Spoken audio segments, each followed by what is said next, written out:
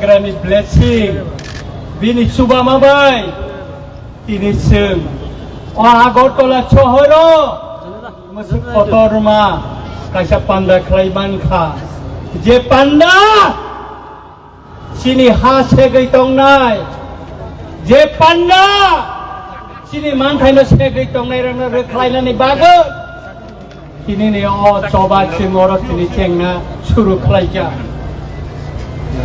আমি বলতে চাই কেন্দ্র সরকারকে বলতে চাই রাজ্য সরকারকেও বলতে চাই মিনিস্ট্রি অফ হোম অ্যাফেয়ার্স থেকে যে নোটিফিকেশনটা বাইর করা হয়েছে সেই নির্দেশনা অনুসারে ভারতবর্ষের সেই গুজরাটে মহারাষ্ট্রে দিল্লিতে হরিয়ানায় তামিলনাড়ু আসাম অরুণাচল প্রদেশে যে নির্দেশিকাকে কার্যকরী করার জন্য পদক্ষেপ নেওয়া হয়েছে ত্রিপুরাতেও তাই যেন আর বিলম্ব না করে পদক্ষেপ নেওয়া হোক নতুবা আগামী দিন এই নির্দেশিকাকে কার্যকরী করার জন্য যা আন্দোলন করার প্রয়োজন যত কঠোর আন্দোলন করার প্রয়োজন সেই আন্দোলন আমরা করব এই মঞ্চ থেকে আমি ঘোষণা দিচ্ছি আমি সবাইকে বলতে চাই আজকে মিডিয়া এবং সারা ত্রিপুরার সব অংশের জনগণের সামনে বলতে চাই এই আন্দোলন থেকে আমরা ছেড়ে পালিয়ে যাব না আমি রঞ্জিত দেববর্মা বলছি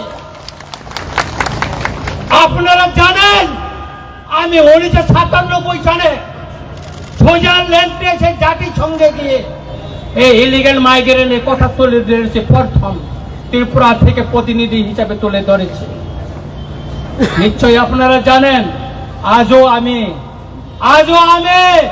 এই অবৈধ তৎকালীন পূর্ব পাকিস্তান আধুনিক বাংলাদেশ থেকে আগত বেআইনি অনুপ্রবেশকারীদের শনাক্ত করে তাদের দেশে সসম্মানে পাঠানোর জন্য আমি লড়াই করে যাচ্ছি এবং করে যাব কাকুরা বকুরা আং অকক সানানি সিকাং তিনি চিনি ও পান্ডাও চিনি বরম গোনাं মহানন্দ বাবু তিনি নরনি তুইফাং তাইরো ফাই মান্দা পয়কা চিনি কাউন্সিল অফ ত্রিপুরা হদানি বরম গোनां বীরেন্দ্র ত্রিপুরাनो কবৈ गोबां मा हदानि चिनि अकारारक फाइसक फैसा गोबां मा चिनि सिभिल ससाइटिनि बरक फैसा गोबां मा चिनि एनजिओसनि बरक फैसा गोबां मा बरक যারা রাজনৈতিক পতাকা তলাবা ফাইনানি নাইয়া তিনি ওর পতাকা করে কোন রাজনৈতিক দল নেই পতাকা নেই আজকে আমাদের এই আজকে সমাবেশে কোন রাজনৈতিক দলের পতাকা নেই শুধু জাতীয় পতাকা নিয়ে আমরা আন্দোলন কারণ আমাদের এই ইস্যুটা হচ্ছে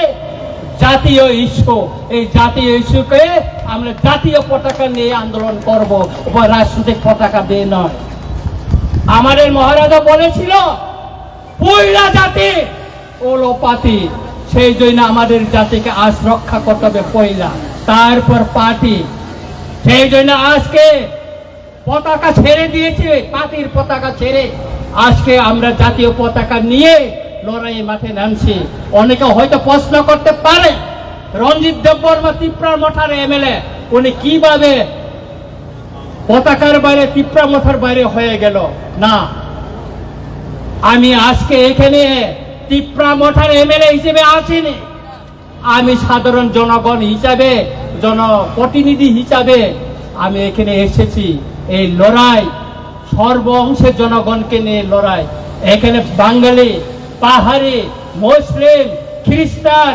বৌদ্ধিস্ট হিন্দু সব অংশের মানুষকে নিয়ে আমাদের এই লড়াই সেই জন্য আজকে এত লোক এখানে এসেছে কেন এসেছে আমাদের একটাই দাবি একটাই সেটা হচ্ছে যারা তৎকালীন পূর্ব পাকিস্তান অধুনা বাংলাদেশ থেকে যারা ত্রিপুরায় এসে বসবাস করছে আমাদের অধিকার কেড়ে নিচ্ছে আমাদের জমি কেড়ে নিচ্ছে আমাদের ভবিষ্যৎ বংশধরদের রক্ষা করার জন্য আজকে তাদেরকে আমরা শনাক্ত করে তাদের দেশে ফেরত পাঠানোর জন্য দাবি জানাচ্ছে আমাদের দাবিকে ছাড়া দিয়ে আজকে ভারত সরকার তার মিনিস্ট্রি অফ হোম অ্যাফেয়ার্স থেকে নোটিফিকেশন জারি করে আজকে তাদেরকে শনাক্ত করার জন্য বলা হয়েছে।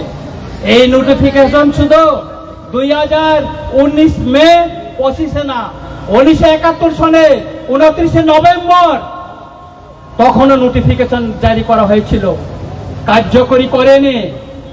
তখন রাজনৈতিক দল আওয়াজ তুলেনি, কোন সিভিল সোসাইটি আওয়াজ তুলেনি কার্য করার জন্য। 2017 বামফ্রন্ট শাসনে এই নোটিফিকেশন জারি করা হয়েছিল, কিন্তু তখন এতে লুকিয়ে রাখা হয়েছিল, কাউকে জানতে দেয়নি। তারপর 2021-এ এখানে বিজেপি এলএন সরকার আসার পরও 2021-এও নোটিফিকেশন জারি করা হয়েছে মিনিস্টার অফ হোম অ্যাফেয়ার্স থেকে, কিন্তু এটাকে লুকিয়ে রাখা হয়েছে। কিন্তু 2025 19 মে যে নোটিফিকেশনটা জারি করা হয়েছে তার কপি রঞ্জিত দেববর্মার কাছে এসে পৌঁছেছে। কেন? রঞ্জিত দেববর্মা চিঠি লিখেছে মিনিস্টার অফ হোম অ্যাফেয়ার্সকে, সেই জন্য এসেছে, সেই জন্য জনগণ জানতে পেরেছে এবং জনগণকে নিয়ে আমরা মাঠে নেমে পড়েছে। এই আন্দোলন যতদিন পর্যন্ত একজনও যদি ত্রিপুরা রাজ্যে ভারতবর্ষে যদি অবৈধ অনুপ্রবেশকারী থাকে ততদিন চলবে। কারণ এই বেআইনি অনুপ্রবেশকারী আমাদের দেশের নিরাপত্তা সার্বভৌমত্বের জন্য বড় একটা হুমকি। আপনারা জানতে পারছেন সেই কাশ্মীরে পেহেলগামে অ্যাটাক হওয়ার পর কি অবস্থা ভারতবর্ষে, তারপরে ভারতের স্বরাষ্ট্র মন্ত্রণালয় এই পদক্ষেপ নিয়েছে। আপনারা আপনারা জানেন সেই আমেরিকা থেকে অবৈধ অভিবাসীদের প্লেনে করে হাত পা বেঁধে সেই পাঞ্জাবে ফেলে দিয়ে গেছিল। কেন?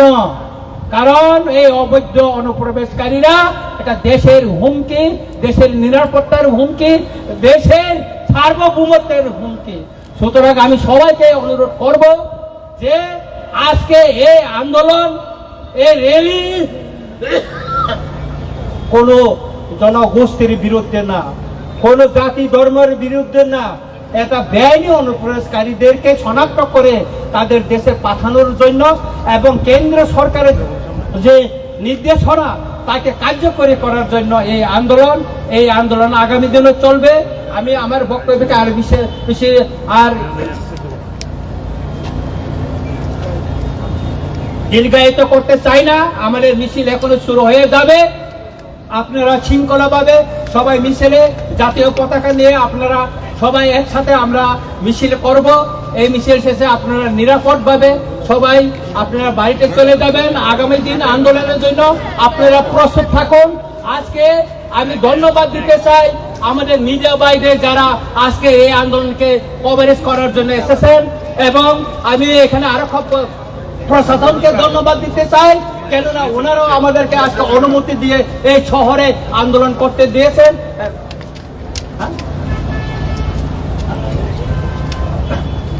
এটা করতে চাই। পরিশেষে একটা বিষয় আমি বলবো, সেটা হচ্ছে গতকাল ডক্টর শ্যামাপ্রসাদ মুখার্জির জন্ম শতবার্ষিকী। আমি বিরোধিতা করব না। মাননীয় মুখ্যমন্ত্রী মহোদয় দীর্ঘদিনের আমাদের রাজআমাল থেকে সেই জমি, সেটা ছিল লালমহল ছিল, রাজআমালে এটা ট্রেজারি ছিল, সেটা বামফ্রন্ট আমলে সেই জমিটাকে দখল করে সেখানে টাউন হল করা হয়েছে। আমরা বিরোধিতা করিনি, টাউন হল থাকুক, আমরা বিরোধিতা করিনি। কিন্তু গতকাল মাননীয় মুখ্যমন্ত্রী মহোদয় এই টাউন হলকে ডক্টর শ্যামাপ্রসাদ মুখার্জির নামে নামকরণ করার জন্য উনি ঘোষণা দিয়েছেন। আমি এর তীব্র প্রতিবাদ জানাই। কেন আমি প্রতিবাদ জানাই?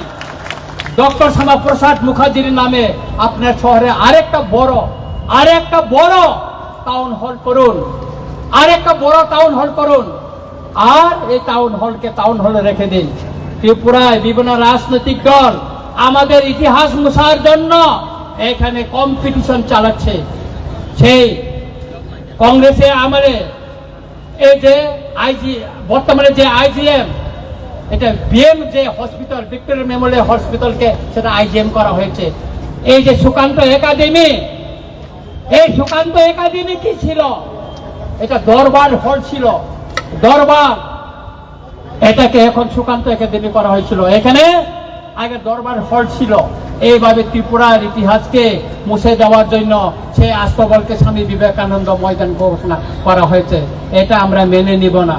আমরা অনুরোধ করব মাননীয় মুখ্যমন্ত্রীকে, বিনয়ের সঙ্গে অনুরোধ করব, মাননীয় মুখ্যমন্ত্রী মহোদয়, আপনি আরেকটা জায়গায় অনেক কোটি টাকায় শীততাপ নিয়ন্ত্রিত একটা ডক্টর শ্যামাপ্রসাদ মুখার্জির নামে আপনি আরেকটা হল করুন, টাউন হল করুন। তাতে আমাদের কোনো এটা আমাদের কোনো আপত্তি থাকবে না। কিন্তু এই টাউন হলকে আপনি ডক্টর শ্যামাপ্রসাদ মুখার্জির নামে নামকরণ করে আপনি বিতর্ক হবেন না, কারণ কেউ করেনি। আমি ধন্যবাদ দিতে চাই আমাদের প্রাক্তন মুখ্যমন্ত্রী বিপ্লব দেব জিকে। তিনি থাকাকালীন আমাদের বরমুরাকে হাতাই কত গন্ধা সরকার, গন্ধা তিসা, তারপর আগরতলা এয়ারপোর্টকে তিনি মহারাজা বীর